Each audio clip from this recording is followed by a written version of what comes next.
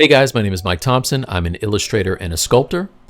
Over the past 3 decades, I have created illustrations for clients such as Marvel, Hasbro, Dimension Films, Cartoon Network, and Netflix. Some of the statues you see behind me were sculpted for Sideshow, and I used Transpose Master to get them into their poses. In the past, that's always been the way that I've done it, and it worked out well for me. However, one thing about that is it's kind of a destructive method. Once I get the character into the pose, it's very difficult for me to go in and change things too radically without starting over, especially things like hands and fingers, right? Like I'm always looking for ways to better streamline my workflow. So when Reallusion approached the Stylus League with their CC4 software, it kind of changed the game for me. So now I can take my character in ZBrush in a relaxed pose, shoot it over to Character Creator, throw a rig into it, and pose it however I'd like, and then tweak that pose in there. I can save it and make an entirely different pose and build a library of my own. There's just many options that I didn't have before that I found that I'm really starting to enjoy a lot. So in the upcoming video here, what I'll be doing is I will be working on my Cammy statue. It's one that I started in ZBrush and took into Character Creator. I'm going to show the process of how I took her in and got a rig attached to Cammy and then started posing to get her in a pose. And then when it's done, I will take that back into ZBrush, continue to refine areas, and show you how I made this. So this is the statue that I made in ZBrush, sculpted in ZBrush, brought it into CC4, came up with a pose, and then cut and keyed it using Lychee Slicer and actually printed it out. So this is actually also for sale. So let's get into it. All right, so as you can see here, we are in ZBrush. I have my Cammy file open and all of my subtools are visible. What I need to do is make sure that the total face count for this model is under 600,000 polygons. So what I'm going to do here is go to Transpose Master and click on T-Pose Mesh. That will go through and bring it all into Transpose Master as one thing. And I can see, if I look at it, that the size is under 500,000. So I'm within that range that I need for Character Creator to work well. I'll go back to the original model, turn on my ponytails. Now the thing about it is these ponytails are too high of a resolution. It's going to be more than that 600, so I'm not going to send those with the model to Character Creator. And it doesn't really matter because I don't want to pose in there anyway, the hair. So now I'm looking at pose tools. That's under my Z plugins, and I'm going to click on 170. That's the size that I want to take the model down to take it into Character Creator. It goes through and kind of looks at all of the subtools that I want to resize, and I make sure that the ponytails are turned on for that. And then when that looks good, I'm just going to hit resize. So again, it's going to calculate all the subtools. When it's done, it will actually resize everything. And when I say yes, and then all of those subtools will be unified down to that smaller size. And you can see that happening right now. This is really great because I don't have to worry about sending these subtools individually, which is kind of a pain, or saving them out as individual OBJs. It just automatically will GOZ everything over and save a ton of time. So now I'm just looking at everything in high res, jumped up to the highest subdivision levels. It looks good. I'm going to step back down to all low before I send it. And then I'll go to Go Z and Go Z Visible. So now we're over in Character Creator and I'm seeing everything I want, and I will hit Update. That will bring all of Cammy into Character Creator 4. And there she is. So just select her here. I am going under the body, Cammy body, and selecting all of the subtools and looking at them. Everything is selected. I'm going to go over now and click on AccuRIG. And then I can make sure that I have selected tools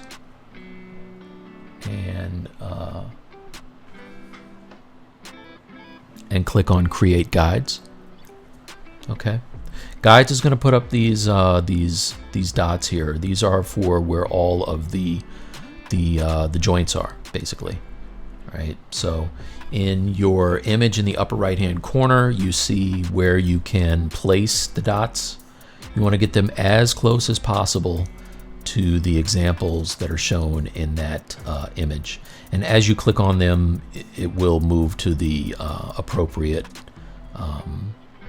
body part. So just going through and moving those dots. This is one of those things where, for me anyway, you might have to do it more than once, but it's definitely worth it if you want to get a good deformation. So going through, kind of moving these. Sometimes you won't have to touch them at all. They'll be in the proper spot. I think the knees are pretty spot on for this. I don't even touch them. And then just kind of position the feet and the ankles. And I can get a closer view there by going to the camera and kind of moving over. Okay, so we're just getting the last few areas here in place. It's looking pretty good. And then once that's done, I'll go over to the right side and click on Generate Skeleton. That's going to process, and that's going to put the actual rig inside of the character. The bones will be placed at that point. So we'll see that happen. Okay, and there are bones. Now, we don't have bones in the fingers yet. We just have the dots where the joints should be, and they're going to need to be repositioned. Right? They're pretty close to where they need to be, but more often than not, you're going to need to tweak those a bit. So if you click on a dot, again, up in the upper right-hand corner, it'll show you where that dot is supposed to be located on the hand. And so I'm just going to go in and select these one at a time and move them. It's pretty important to note, you want to make sure that they are in the middle of the finger and then kind of on the joints where they're showing you to put them.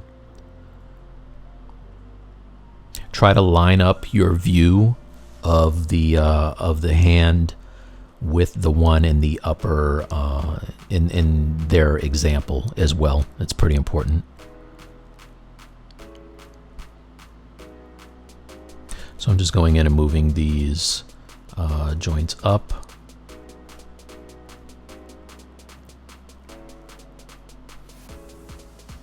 I think I ran into some issues where I had the ones on the tips of the fingers, on the tip of the nails. That's not where you want them.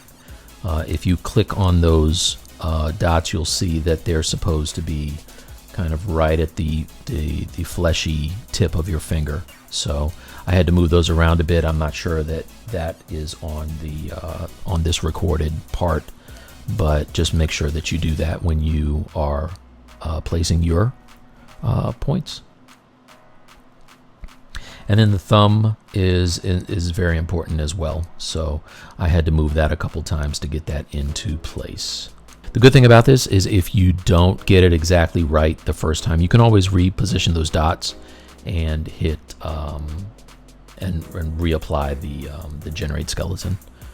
So now what you see I'm doing, if you look, I'm going to turn off everything that is not a soft skin. So basically everything I want to be hard skinned. I'm turning the visibility off.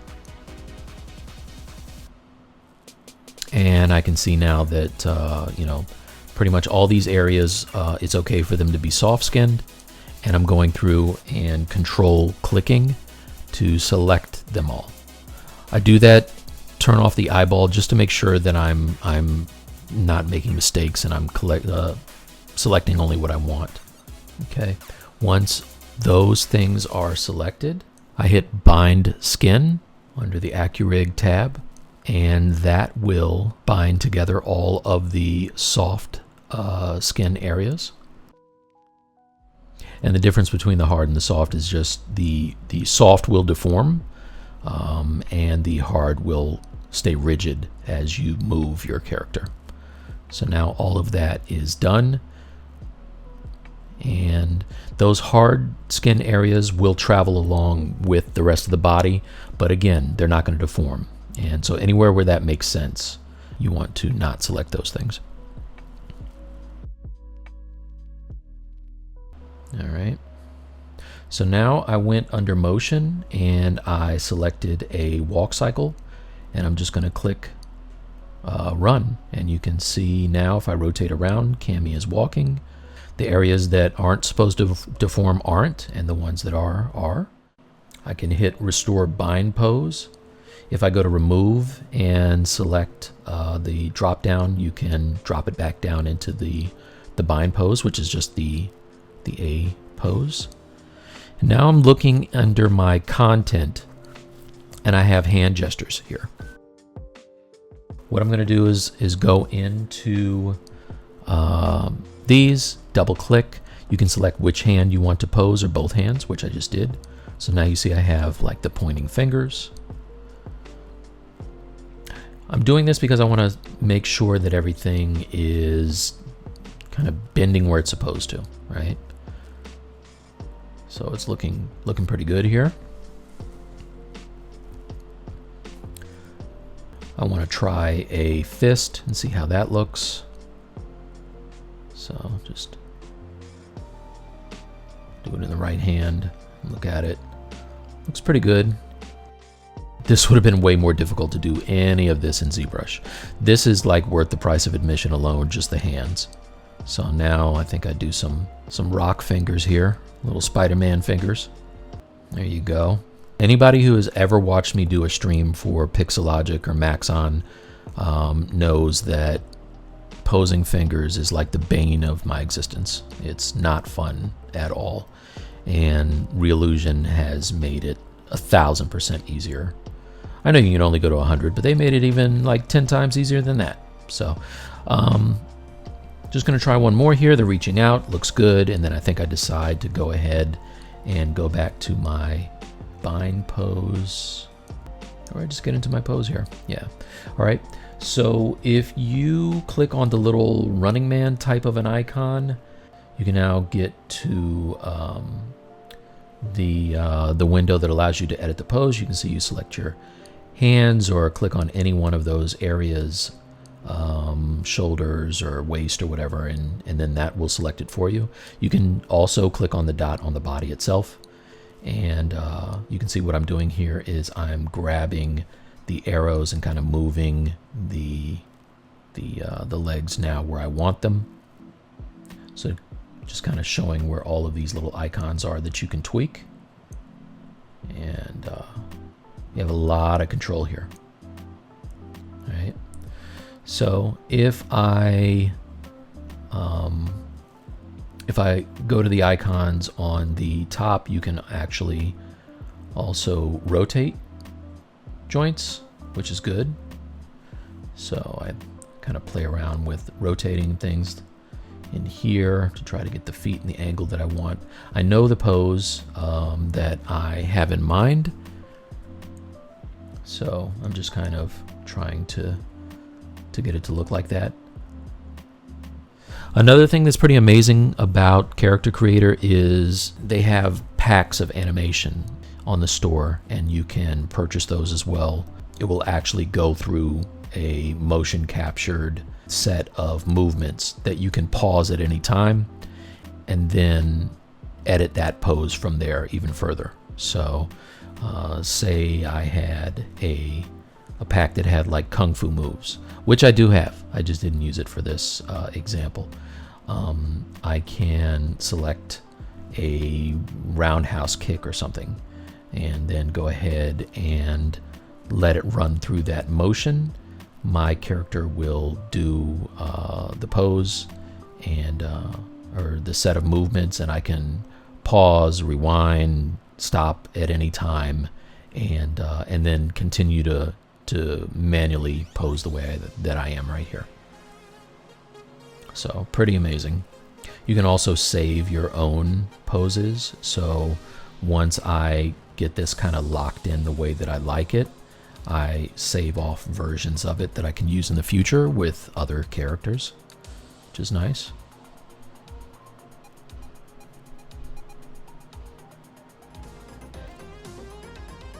The other thing to realize with posing in Character Creator is that there's something called weight painting, which I'll get into in a little bit, and that allows you to go into some of the joints where if the deformation just kind of crumples the body, or you get too deep of a bend in an area where you shouldn't have it, you can paint those areas out.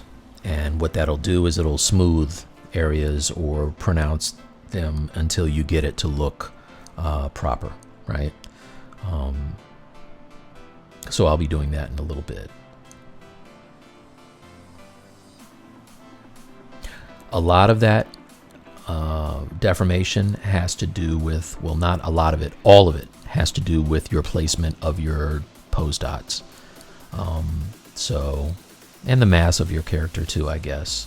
I did notice that once I was working on a Hulk, and the body was so large that the skeleton inside was just kind of deforming some of the areas because I didn't have anything to support them. That kind of stuff is okay. If you've seen anybody's workflow in Character Creator, you know that pose, no matter how nice you lock it down, there's a very good chance that you'll just have to do a little bit of tweaking in ZBrush after the fact, and that's not hard at all. I have noticed that the more that I have done this posing, the less kind of re-sculpting that I've had to do in ZBrush. So that's really nice.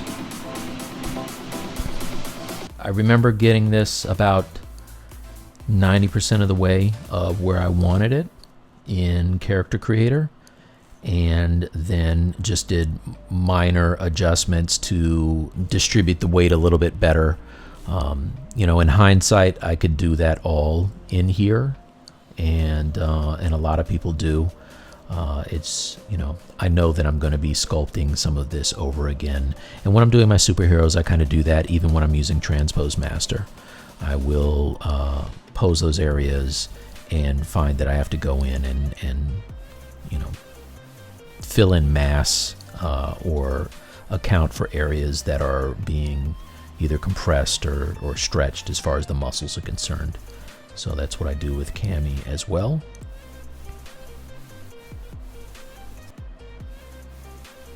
I do a pretty radical abdomen crunch on her just to make sure that her upper body is fully over her foot that's down, and that kind of gives me a pretty gnarly bend in the waist that I easily went into ZBrush and kind of sculpted out after the fact. If you're looking at some of the saved versions that I have in my content folder and wondering why I just don't click and use those, I didn't record that part, so that's why I'm doing it over again. but you can see it's not very difficult to do this at all, actually.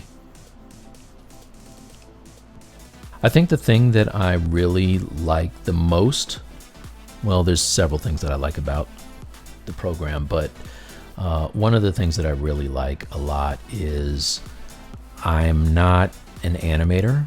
I have friends who are, and in a program like Maya, create a rig for a character and really do amazing things with their ZBrush sculpts. And I know there were these other applications that kind of do auto rigs, but not really well, in my opinion anyway. But Character Creator really has kind of revolutionized, I think, the process. It really allows for a lot of granular adjustments without, having that high barrier of entry of knowing how to rig. All I need to do is make sure that my dots are in the right place, and then it's going to do all of the work for me as far as getting everything in place. So that's pretty sweet, I think. And you can see, like, this is pretty much the pose, Now I just need to go in and adjust some forms and do a little bit of tweaking. And I think the most work I did after this was to her ponytails. Okay, so now we're at the weight painting part. This is what you're seeing here. What I did was I clicked on that first set of sliders, or the icon that looks like sliders on the Modify tab, and I clicked on skin weights. And now what you can see is a hierarchical list of all of your joints, and the thermal map there is kind of where the deformations are taking place. So what I'm doing is I know that I don't want her like her upper hips to change very much. It's just that big dip that kind of occurs in the thigh, where the thigh meets the hip. And so I am taking my brush with the negative the negative sign next to it, and kind of filling in those areas, and then I'm grabbing my smooth and just tapping and knocking those out again. On this particular model, I did something weird where on her suit, I have like caps on the openings. I have no idea why I did that. But I think I knew I was going to print it, and I didn't want it to be an opening that might not be watertight, but it was a problem. So what you're seeing when I rotate around, those kind of discs that are not connected to the suit really that's what they are. They're just caps that aren't joined. I end up deleting those later on, and then just fitting that suit a little better. But with the weight painting, it's just little back and forth. Full disclosure, I am not really good at this. This is one of those things that my animator friend is amazing at, the weight painting. But the simple fact that it's in here and it's easily accessible and does a very good job is amazing. Like, I will be using this more. It's just that I'm not fantastic at it now. You can see that I'm doing a serviceable job, let's put it that way. This is the thing about being, creatives.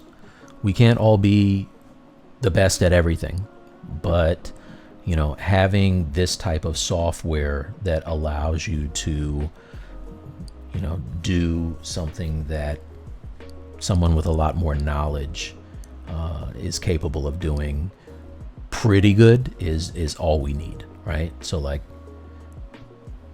am I going to be doing skin weight painting as a living? No, but I know how to do it, and it's going to save me time on my workflow. That's all I care about. All right, so I also realized that on the elbow it's looking a little soft, so I'm looking for the forearm joint in the hierarchy. It's down towards the bottom. I had to go a little further, but once I select on that, I can adjust that, that bend a little more, get a little sharper, and also clean up the bicep as well. So there that is. One thing to be careful of is you do not want to do your weight painting at the angle that I have it at right here with a large brush, because you could do what I'm about to do in a few seconds, which is I'll be painting the elbow and I think I affect the hip. There it is right there, right? So I just undid it. So you just got to be sure that you're at an angle where you're not going to affect something that you don't want to. If you do, it's not, you know, a major deal. You can just undo it or paint it out, but that's not what I wanted, so I just kind of rotated around.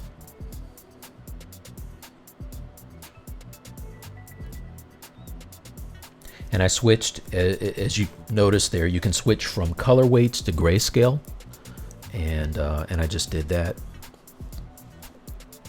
I'm just painting that elbow back, and you can see it's a little better now.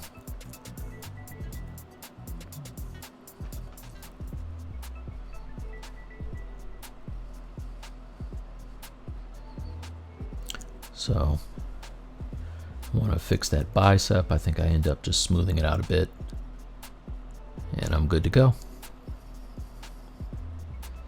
You want to be careful when you're using the smooth that it's not turned up too high, or you'll really easily kind of smooth out all the work that you've just done. So it's just like in ZBrush. Turn that down a little bit. All right, when you're done, click on skin weights. That'll turn that off. And I can see that it's pretty close to what I want here. Now I'm going to save my project. Very important that you save. And I think I'm just about ready to cozy it back. So I'm making sure that the Cammy is open in ZBrush. All the tools, subtools are shown and active. And I'm going to click on the scene, select all of the subtools, so all the hard surface and soft skin stuff, and then hit Go Z. It's very important, it says relink. So when I hit current pose, also you want it in the current pose, not a T pose, and you hit Go Z. It's going to shoot everything back pretty quickly. All your subtools should move to the location where they're supposed to be. So it's just cycling through them one at a time. Very much like Transpose Master.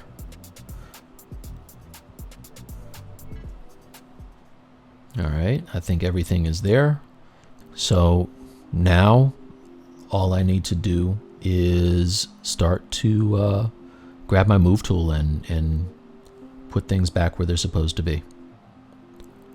So I'm just going to do some of that. I have another video where I do most of the sculpting for her, the cleanup rather, but I just wanted you to see all I'm doing is I'll start off with the low poly and move things first, and then step up and start to sculpt up the areas to account for stuff that isn't quite right. And like this part is easy. It's just nudging things around.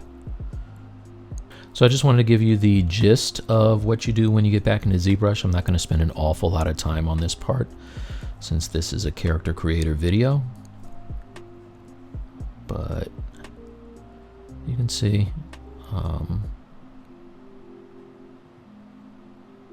not hard at all. So thanks so much for watching the videos, and I hope you enjoyed and got something out of them. We are the Stylist League.